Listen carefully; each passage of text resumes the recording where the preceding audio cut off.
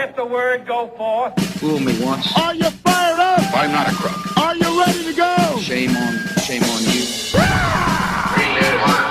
It's Abe Lincoln's Top Hat, hosted by Ben Kissel. Fool me, can't get fooled again. Hey, what's up, everyone? How you doing? Ben Kissel here. Marcus Parks is busy preparing for our live show in Oklahoma City. I am in our Oklahoma City hotel room, and it'll be an exciting episode of Top Hat. So thank you so much for tuning in, and thanks to everyone we've met so far on this awesome tour. Dallas was incredible. I went to see where that incident happened with John F. Kennedy. Quite fascinating. The people were great. Austin was equally awesome. So thank you all for coming out to those live shows and making this trip such an incredible experience so far. And today we'll be in Oklahoma City, so that'll be quite exciting. All right, well, we have had a hell of a week, to say the least. Tuesday, big election night. You know, a lot of people after Tuesday said, well, it didn't seem like a wave for the Democratic Party. It didn't seem like this so-called blue wave. But as the week has progressed, things continue to go the Democrats' way. Right now, we have a recount going on in Florida regarding the governor race between Andrew Gillum and Ron DeSantis. That's extremely close, within 0.5. That's the margin, so mandatory recall. I'm not exactly sure why Gillum chose to concede. Of course, this is not a legal thing. This is simply an optics thing, and quite frankly, a respectful thing to do if you actually lost. But it looks like there is still some hope for Gillum in Florida. And then, of course, we also have the Scott versus Nelson Senate race in Florida. Of course, Rick Scott, the former governor, great name recognition. It was said that he won initially, but now Nelson is challenging those results. And that election as well,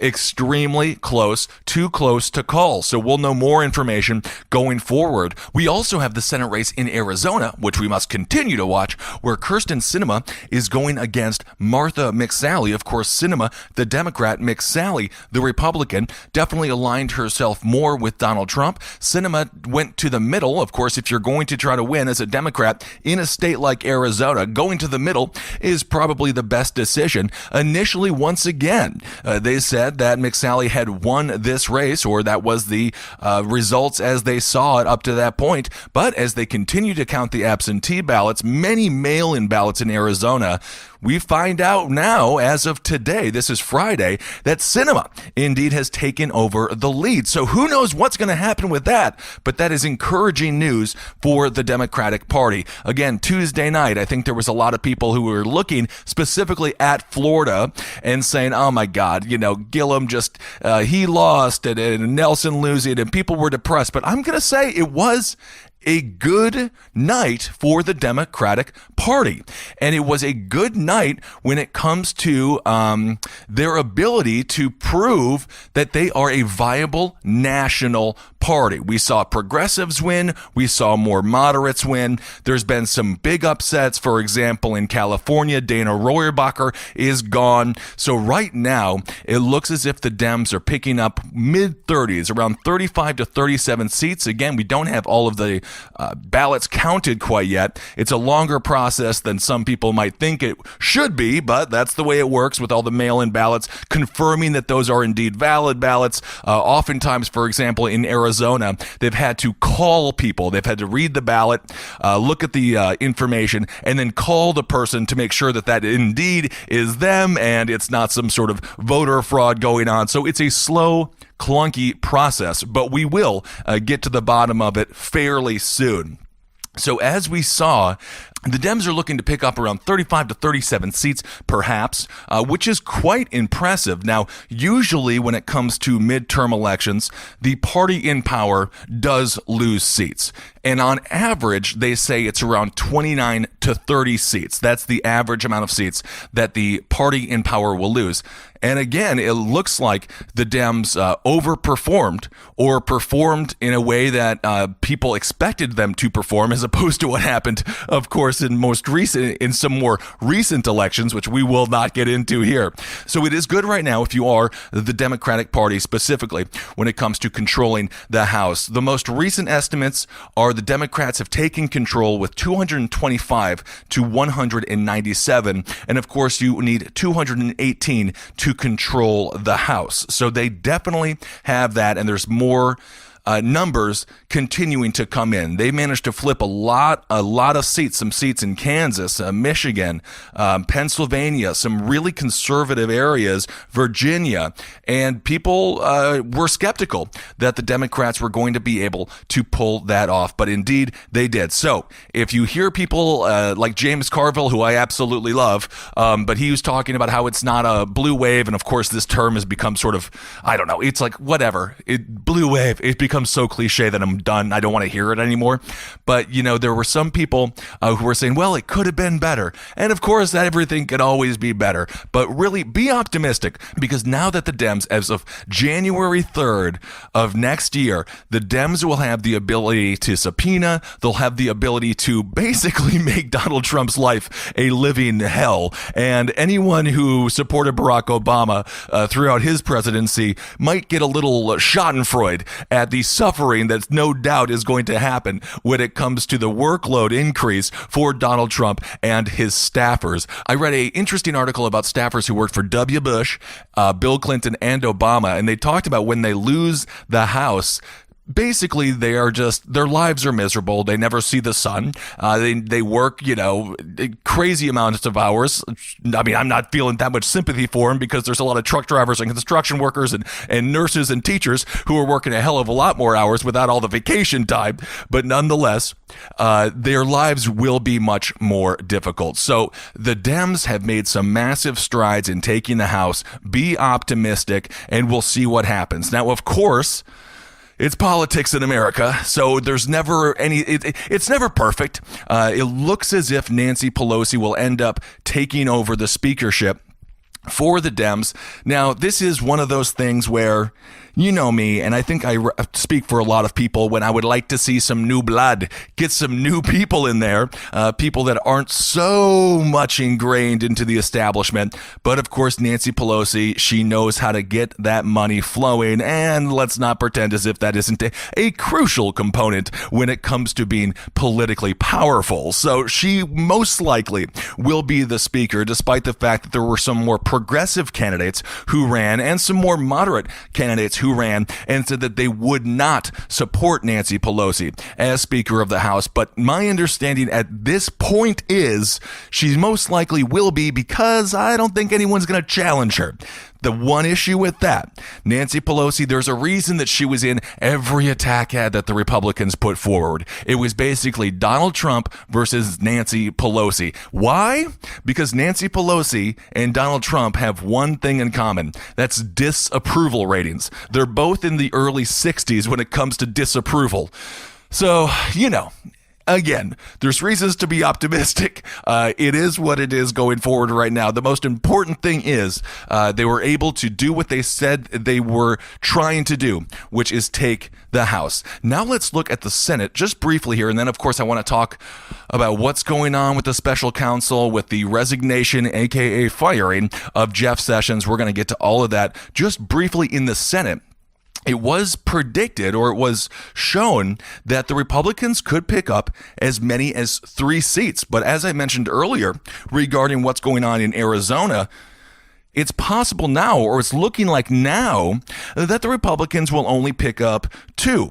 So there's still a lot to decide there. Right now, the Republicans have 51, and there are 46 Dems, with the Dems losing 2 seats and the Republicans gaining 2 seats. And then, of course, we also have those races that have yet to be decided. So it looks like when it comes to how bad the Senate could have gone for the Dems, it did not go as bad as it could have. And when it comes to the Dems picking up seats in the House, Not as great as it could have, but certainly not as bad as it could have. So again, there's a reason for optimism, in my opinion, and I cannot wait to have a government that has a little thing called checks and balances. I know, it's stunning. There's a constitution that we could actually try to live up to now that we have a little bit more checks and balances on this Trump White House. And finally, when it comes to the elections, let's talk a little bit about the governorships. So Democrats, they ended up flipping governorships in 7 states,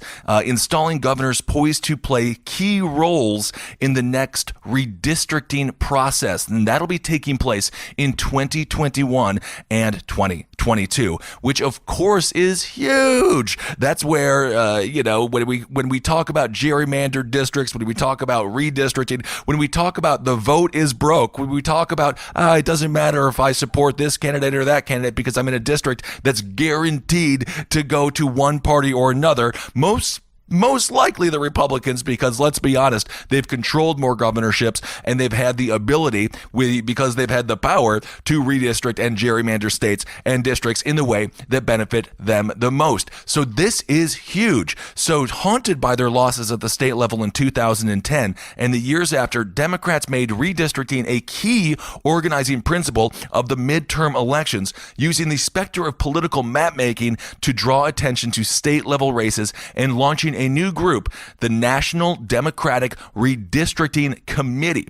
So Democratic wins in Kansas, and ladies and gentlemen, my favorite Democratic win in Wisconsin. Scott Walker is gone. Thank God, it's a new day in Wisconsin. Finally, he's out of there. The Foxconn deal was his claim to fame, which is really just going to end up being a tax burden for the Wisconsin people as the industry makes a hell of a lot of money. Scott Walker is now gone.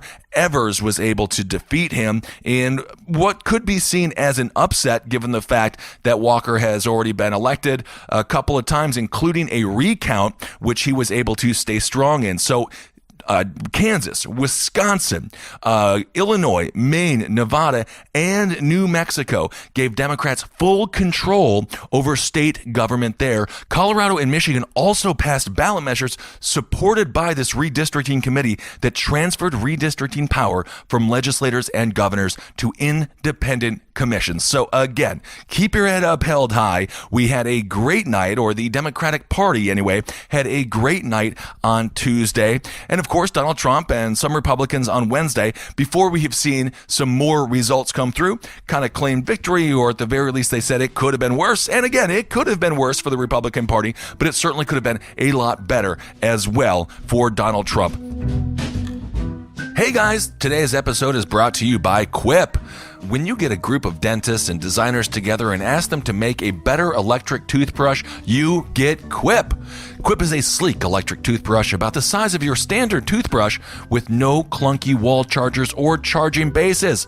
The Quip is smartly designed to make sure you keep your teeth nice and clean. Did you know most of us don't brush for a full 2 minutes or don't clean our teeth evenly? You gotta clean all of your teeth, not just the ones in front. So you can stop humming happy birthday to yourself when you brush. Quip's got a built-in 2-minute timer that pulses every 30 seconds to remind you when to switch sides. And are you remembering to change your brushes out regularly? Or are you still using the same one you got for free at your last dentist appointment? Quip's perfect for you forgetful types using old, worn-out bristles. They automatically deliver brush heads on a dentist-recommended schedule every 3 months for just $5. Don't just take my word for it. The pros have made Quip one of the first electric toothbrushes accepted by the American Dental Association. And those guys are strict. And check them out online. Quip has thousands of verified 5-star reviews. I gotta say, I do love Quip. It really has me brushing better. What makes Quip perfect for me is how easy their multi-use cover makes brushing on the go, because of course we travel all the time. It slides right over the bristles to keep your toothbrush clean, even if you just throw it right into your suitcase or backpack. Once you get to your hotel, you can stick it to your mirror, the shower tile, pretty much anywhere to keep your toothbrush handy. I've had mine for a couple of months now, and it's still running strong on its first charge. That's why I love Quip. and why they're backed by over 20,000 dental professionals. Quip starts at just $25, and if you go to getquip.com/top hat right now, you get your first refill pack for free with a Quip electric toothbrush. That's your first refill pack free at getquip.com/top hat. So I want to point out one thing. When we talk about politics leading up to an election, this past cycle, as we've seen, was brutal. It was as nasty as it comes. It was Kavanaugh and the caravan. That was what Donald Trump said. He said this election is a referendum on Kavanaugh and the caravan. And I want you to pay very close attention to this. That caravan, that group of migrants that are coming to raise hell on our country, according to the president, that group of migrants who are coming to kill our children and take our jobs, that group of migrants that was a national security issue, that was the most pressing issue facing our nation, despite the fact that there are a hell of a lot of real issues to face that our nation has to face. You're going to notice this now, ladies and gentlemen. The caravan, it's not going to be mentioned again until maybe 2019 when there's another election right around the corner. This caravan is still hundreds of miles away. And again, it was such a political tool used by the Republicans, used by Donald Trump, suggesting birthright citizenship should be banned. It goes on. You know what happened. So just pay attention to the fact that you're not going to be hearing any more about that story, despite the fact that everyone, specifically Fox News, everyone was trying to tell us that this is the most important news story happening in our country, and this is an attack on our democracy. Okay, so that is fascinating. I was watching C-SPAN, and I mentioned James Carville earlier. And he made a fascinating point. He was speaking on a panel there with his wife, Mary Matlin, who I think they're an adorable couple, by the way. She's a Republican and he's a Democrat. Of course, James Carville, he worked closely with Bill Clinton in 1992.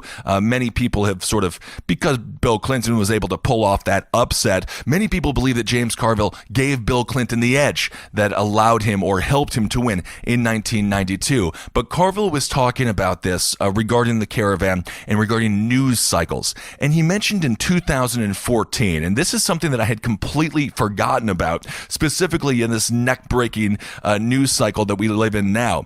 In 2014, recall, the midterm election issue. Do you know what that issue was? Do you remember what that issue was in 2014? It was Ebola. Ebola was everywhere before the midterm election, and it was huge. It was the national security threat. It was going to decimate our population. The news cycle went crazy with Ebola coverage. It was Ebola.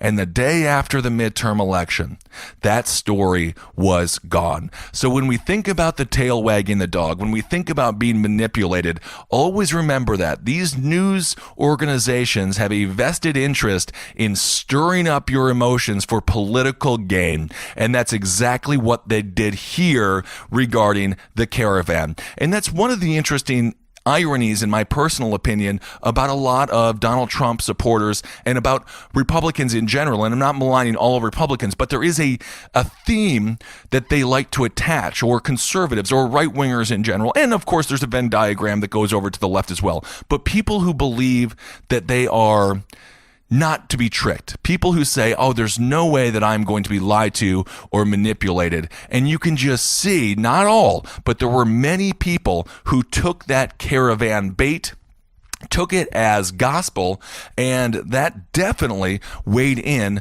on their voting decisions. So we just have to be mindful that what we read and what we see in the news, the biggest news stories ever in the country, once they're out of the news cycle, why is that, and why were they being pushed?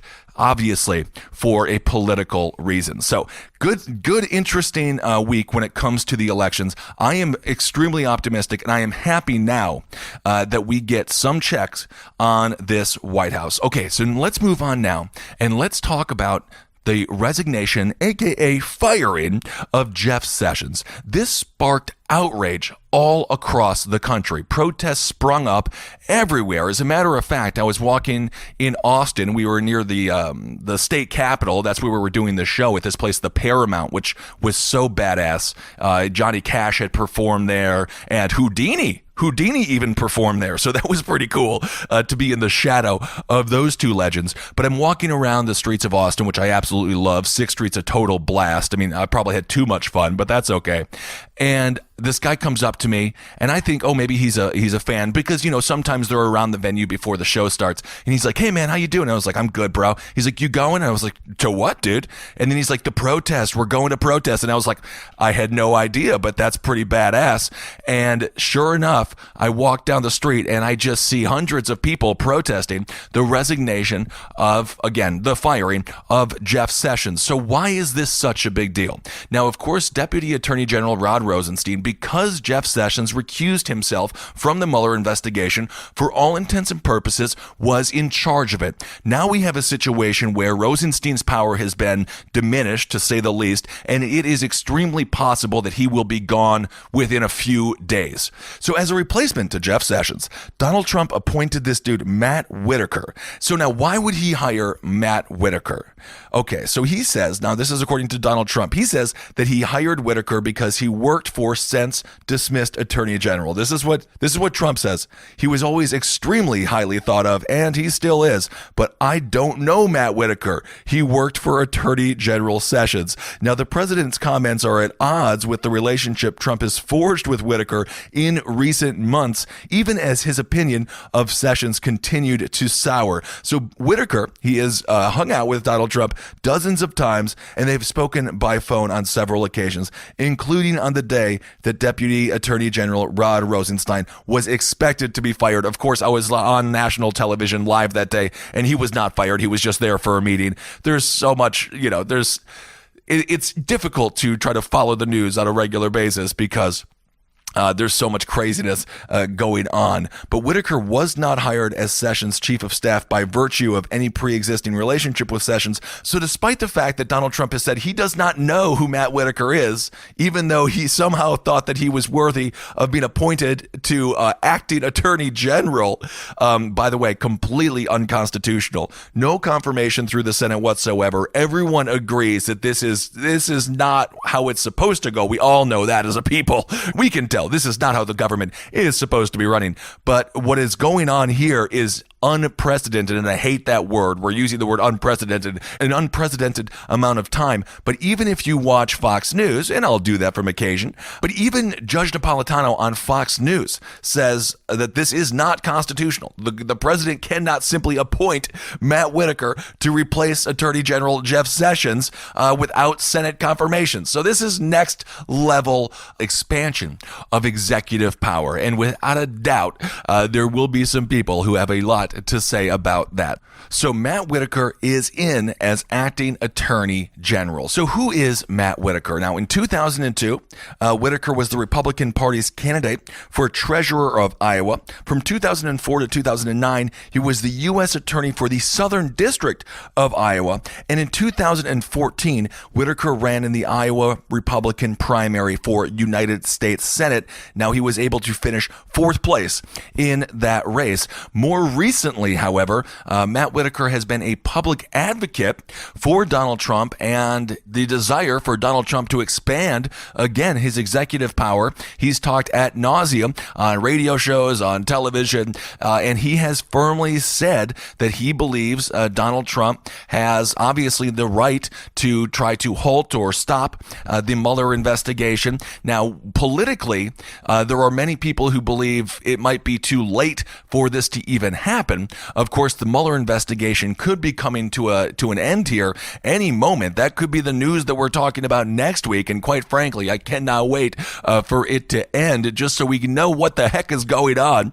And I want to know what's in the mind of Robert Mueller. But Whitaker has publicly said, and of course, again, it is a constitutional right for the president to fire whoever he wants. But politics are a different thing. And when it comes to the optics, obviously it would be horrible. And he cannot obstruct the investigation. He can legally fire Jeff Sessions or force Jeff Sessions to resign, which is exactly what happened. But again, after Trump appointed Whitaker as acting attorney general, numerous legal scholars, much smarter than I, have said that this is not constitutional, this is not legal, and they called for him to immediately recuse himself, which then, of course, would once again put the investigation into the hands, or into the oversight, rather, of Rod Rosenstein. And again, who knows how long Rod Rosenstein is going to be there. Hey, what's up, guys? How are you? Ben Kissel here for Software Advice. Owning a business is no picnic. It seems once we put out one fire, another one crops right up. Accounting issues, malfunctioning equipment, troublesome RSS feeds, the list goes on and on. Luckily, I've got my go-to people to ask for advice to help me deal with anything life throws my way. Because when you're dealing with a real head-scratcher, having your go-to person on call is a no-brainer. That's why I've got to tell you about Software Advice.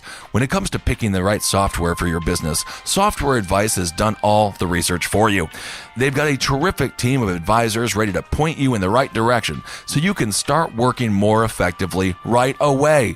And best of all, it's absolutely free. Just go to softwareadvice.com/Abe and answer a few short questions about your business. You'll be connected with one of their great advisors to discuss the best software options for your needs. Talking to an advisor is easy and takes just 10 minutes or less. No matter what you do, whether you're a medical professional, a construction manager, an HR pro, you name it, Software Advice will save you time and help you make the best possible decision. And if you're an entrepreneur or you work solo, Software Advice is a great way to get an expert opinion even without the resources of a big company. These experts are ready to be your on-call go team to help you figure out business software in minutes for free. Why wouldn't you start here? End the software struggle today. Go to softwareadvice.com/Abe to get started. That's softwareadvice.com/Abe to connect with an advisor for free. softwareadvice.com/Abe. So this news cycle this week, it's been a whiplash week, to say the least. And when it comes to Deputy Attorney General Rod Rosenstein, how long will he be there? Well, according to this dude, Joe DiGenova, who, by the way, I've seen him many times. This guy is a former federal prosecutor. He's always on Lou Dobbs' show. Lou Dobbs, by the way, he's not Hugh Downs. Hugh Downs is a great person, and Lou Dobbs is a bit of what we would call crazy. Nonetheless, he has some information here regarding Rod Rosenstein. He says his days are numbered. He goes on to talk about how Rod Rosenstein was going to speak to General Kelly, of course, that's Donald Trump's chief of staff, for his regular meeting. I guess this was this past Wednesday. And according to this fella, Joe DiGenova, he says Rod Rosenstein was told to cancel his speech at the Aspen Institute on the West Coast, which leads one to believe that, again, perhaps he is the next on the chopping block. So a lot of news happening this week. That is an understatement. It is possible by the end of all this, the Dems have 231 seats in the House, 205 seats for the Republicans. It's possible it's 51-49. It's possible it's 52-48, but it looks like it won't be as bad as 53-47 in the Senate. So, again, interesting times, to say the least. When it comes to Matt Whitaker, too, just a final thing, like, what kind of person is he? Well, I don't know him. I've never met him. So I'm only going by what I have read and what, we have seen. Matt Whitaker, now, of course, again, the acting attorney general, he served on the advisory board of a Florida company that a federal judge shut down last year and fined nearly $26 million after the government accused it of scamming customers. Does that remind you of anyone? I don't know. I can't figure it out. The company, World Patent Marketing, this is according to the Federal Trade Commission, built thousands of consumers out of millions of dollars by promising inventors lucrative patent agreements. Court documents showed that when frustrated consumers tried to get their money back, Scott J. Cooper, the company's president and founder, used Mr. Whitaker to threaten them as a former federal prosecutor. Mr. Cooper's company paid Mr. Whitaker nearly $10,000 before it was closed. So, this guy he's just one of these people, these predatory individuals. And I don't know him personally. I never met the guy, but I do know predatory companies when I see it. And that's why you'll notice when it comes to us, we don't advertise for predatory companies, these payday loans, these companies, that really prey on individuals that don't got a lot of cash, and they know for a fact that they're just going to get these folks to every week or once a month pay off the interest and never actually get to the product, or never actually get to purchasing the product that they currently are renting to theoretically own. My little brother has gone through this multiple times in his hometown, and it is infuriating. We've called them, and I've yelled at quite a few people because what happens is you go into these places. I'm sure you all know this already. There's a great documentary called Dirty Money. It's a documentary series. Check it out. There's a fascinating story on the payday loan companies, and basically what happens is you go in there. They're like, okay, here's a $700 computer, and by the time you're done paying it off, you'll end up spending $2,000. So inevitably you end up losing a hell of a lot of cash if you ever actually do end up paying it off. So it seems to me like this is a person who had no problem bilking individuals and innocent people who, let's be honest, aren't rolling in the dough. He had no problem bilking them out of their hard-earned money. So that is something that definitely reflects poorly on this man's character. And it's something that when people do, if people do that, that to me is just absolutely abhorrent. So anyway, that's a little insight into Matt Whitaker. All right, we also have the situation. Now this week was just crazy. First of all, we had the California shooting where a gunman, Ian David Long, he's a 28-year-old dude. He killed 12 people, including a sheriff's sergeant, but I mean, all lives are equal. He killed 12 individuals, including himself. This was at a country western bar. It was college night. My gosh, we'll continue our conversation on what's going on in this culture, what's going on in this country when it comes to divisiveness and when it comes to just anger. This evidently, according to his friends, Ian David Long actually went to this bar on a regular basis. He was a regular. They said, "Oh, I never really saw him or never really thought of him doing anything like this." But then you talk to his mother, and evidently she was quite horrified of her son. So I think there's some mixed feelings on this guy. So that story, and we'll do a deeper dive on that stuff in the next week. There's just so much to cover this week, and that's just unbelievably sad. My heart is with everyone, and again, we need to figure out rational policy. It is not that difficult. I promise you we can do this while protecting the Second Amendment. Yes, I understand Marsha Blackburn, who was able to win her seat. Yes, the first thing she's talking about is protecting the Second Amendment. Yes, I understand protecting the Second Amendment. We also need to protect people's rights to go to a country western bar, have a couple of brews, play a couple of games of pool, and not be concerned with having a body riddled with bullets by the end of the night. So we need to have a fine line, and of course the NRA and all of these huge political groups throwing millions and millions and millions of dollars into our political system, quite frankly corrupting the minds of politicians because they are infiltrating the pockets of politicians. That's how all of that works.